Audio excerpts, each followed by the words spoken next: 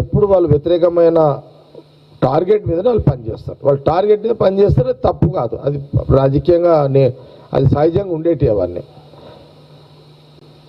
అయితే నేను ఆ రోజు మన నాకు గాంధీభవన్ మీడియాలో అడిగారు, నాకు సరే టైం వచ్చినట్టు మాట్లాడతా చూద్దాము, నెల పడుతుందా 2 నెలలు పడుతుందా 3 నెలలు పడుతుందా, ఈ మధ్యలో అయిపోయింది. ఈ మధ్యలో కూడా నేను వాళ్ళ సోషల్ మీడియా కేసీఆర్ కూతురు ఆమె వాళ్ళ సోషల్ మీడియా కానీ ఈ మధ్యలో పాత ఏదో హరీష్ రావు నేను హరీష్ రావుని కోపమైనాయి కానీ అవి అన్నీ తీసి వైరల్ చేస్తున్నారు బాగా. చాలామందికి జగ్గారెడ్డి అది నిజమా అబద్ధమా, జగ్గారెడ్డి హరీష్ రావు మీద కోపంతో కాంగ్రెస్లో పోయిండా, ఎందుకు పోయిండా అనేది వాస్తవానికి కూడా ఎవరికి తెలియదు. ఒక చర్చకు దారి కేసీఆర్ కూతురు తీసుకొచ్చింది. అందరికీ ఏం తెలుసు, జగ్గారెడ్డి ఏదైనా ఉంటే నిజం చెప్తాడు, నిజం అంటే జగ్గారెడ్డి, వాస్తవాలంటే జగ్గారెడ్డి, ఉన్నది ఉన్నట్టు చెప్తాడు అనేది అందరికి తెలిసిన విషయమే. నన్ను అడిగిన కారణం కూడా మీ ఆ రోజు మీడియా వాళ్ళు ఏంటంటే, ఏం జగ్గారెడ్డి అది కరెక్ట్, ఆమె అన్నది కరెక్టా రాంగా, జగ్గారెడ్డితో నోటి నుంచి వినా ఆతృత మన మీడియా సోదరులు చాలామంది ఆ రోజు వెయిట్ చేశారు. అందులో భాగంగానే ఈరోజు స్పష్టత ఇస్తున్నా. నేను హరీష్ రావుకి కోపం మీద కానీ, హరీష్ రావుకు వ్యతిరేకంగా కానీ, హరీష్ రావుకి నాకు అసలు నేను ఆ రోజు బీఆర్ఎస్ పార్టీకి విడవడానికి కారణము హరీష్ రావు కాదు. హరీష్ రావు మీద కోపంతో నేను ఆనాటి టీఆర్ఎస్ పార్టీని నుంచి బయటికి పోయింది కాదు. అసలు నేను టీఆర్ఎస్లో నుంచి పోవడానికి హరీష్ రావు కారణమే కాదు. ఆ రోజు నేను కాంగ్రెస్లో పోవడానికి హరీష్ రావుకి అసలు సంబంధమే లేదు.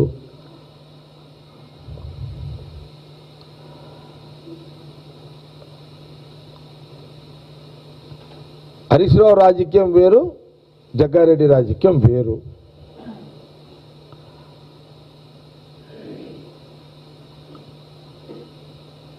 ఆ రోజు జరిగిన సంఘటన అందుకే క్లారిటీ ఇచ్చేసిన. హరీష్ రావు మీద ఉన్న కోపంతో హరీష్ రావు అంటే నాకు రాజకీయ పడదని ఆ రోజు నేను టీఆర్ఎస్ని వదిలిపెట్టి పోయింది కాదు. అది అక్షరాల కేసీఆర్ కూతురు కవిత ఇచ్చిన statement wrong, that's wrong statement. ఇది నిజం, ఇదే నిజం. ఇకనైనా కేసీఆర్ కూతురు అభిమాన సంఘాలు ఆ సోషల్ మీడియాలో అవన్నీ పెట్టుడు బంద్ చేసుకోండి. రాజకీయ విలువల రాజకీయం చేసుకొని నాయకులు కండి అని హితు యాజ్ ఎ పొలిటీషియన్గా నేను సజెషన్ చేస్తున్నా. ఇప్పుడు ఆమె ఎవరు, కేసీఆర్ కూతురు కాబట్టి లీడర్ అయింది. జగ్గారెడ్డి ఎవరు, జగ్గారెడ్డి నేను లీడర్ని. కేసీఆర్ అనే నాయకుడు లేకపోయి ఉంటే కవిత లేదు. కాబట్టి నేనేమంటున్నా, పదే పదే కేసీఆర్ కూతురు అని అంటున్నా. లేదు కదా, నువ్వు కేసీఆర్ కూతురువే, దట్స్ ఆల్. ఇక నువ్వు మీ అయ్యని ఎందుకు అట్లా అంటున్నావు, అది నీ వ్యవహారం.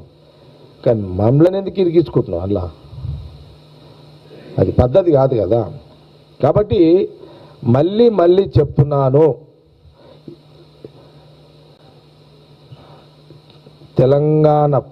తెలంగాణ రాష్ట్ర ప్రజలకు ఈ తెలుగు ఛానల్స్ ఆంధ్రప్రదేశ్ రాష్ట్ర ప్రజలు కూడా చూస్తారు కాబట్టి మళ్ళొక్కసారి ఈ సోషల్ మీడియాలో కేసీఆర్ కూతురు పెడుతున్న సోషల్ మీడియా ప్రకటనలకు వాల్యూ లేదు, పెట్టకండి.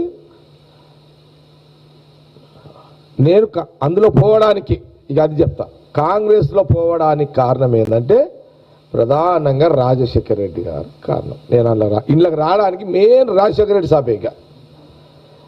దీనికి ఒక ఉదాహరణ చెప్తా.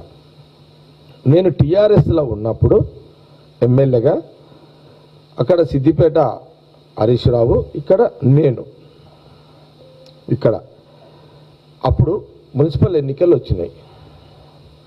రూలింగ్ పార్టీ ఉన్న కాంగ్రెస్ పార్టీ ఆ 2 సీట్లను, మున్సిపాలిటీ 2 సీట్లను నేను జగ్గారెడ్డి గెలిపించుకున్నాడు.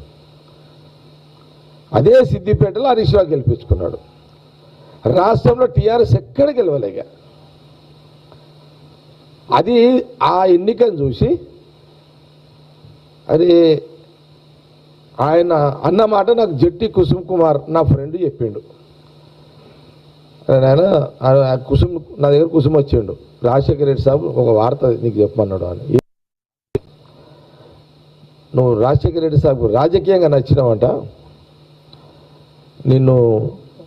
నువ్వు ఇష్టం ఉంటే మనస్ఫూర్తిగా రాగలిగితే కాంగ్రెస్లో జాయిన్ చేసుకోవడానికి అని నన్ను మన కుసుమ్ వచ్చి అడిగింది నన్ను. రాజశేఖర రెడ్డి టాప్ లీడర్ రాజకీయంగా, అది నిజమే మరి అని ఆయన అన్నమాట కూడా, రాజశేఖర రెడ్డి గారు అన్నమాట కూడా చెప్పమన్నాడంట. ఏం చెప్పమన్నాడంటే, జగ్గారెడ్డి నాకు నచ్చినడానికి కారణం ఏంటంటే మున్సిపల్ ఎలక్షన్లకు సంబంధించిన మన కాంగ్రెస్ పార్టీ నాయకులు ఎవరైతే ఉన్నారో, అంటే ఇది పార్టీకి సంబంధించినవి కాదు, ఇది జగ్గారెడ్డి వర్సెస్ ఇది ఇండివిజువల్గా నడుస్తున్న లెక్క ఇదంతా. నేను టీఆర్ఎస్లో కూడా ఇండివిజువల్ నాది, ఇండివిజువల్ మీద చర్చ ఇదంతా. అయితే అప్పుడు ఇమ్మీడియట్లీ ఆయన అక్కడ నా మీద కొన్ని కాంప్లైంట్స్ ఇచ్చారు అనమాట వాళ్ళు, లోకల్ లీడర్స్, మా జిల్లా లీడర్స్, పేర్లు అవుతుంది. ఈడ జగ్గారెడ్డిని తట్టుకోలేము. రాజశేఖర రెడ్డి గారు వీడియో కాన్ఫరెన్స్ చేస్తాడు మబ్బులు 5 గంటలకు, 5కి 5 గంటలకు వీడియో కాన్ఫరెన్స్ చేస్తాడు రాజశేఖర రెడ్డి సార్. ప్రతి ఎలక్షన్కి అంతే. ఆయన 4:30 నుంచి స్టార్ట్ చేస్తే ఆయన 6 గంటల వరకు టెలికాన్ఫరెన్స్. ఆ టెలికాన్ఫరెన్స్లో సంగారెడ్డి హెడ్ క్వార్టర్ 2 మున్సిపాలిటీకి సంబంధించి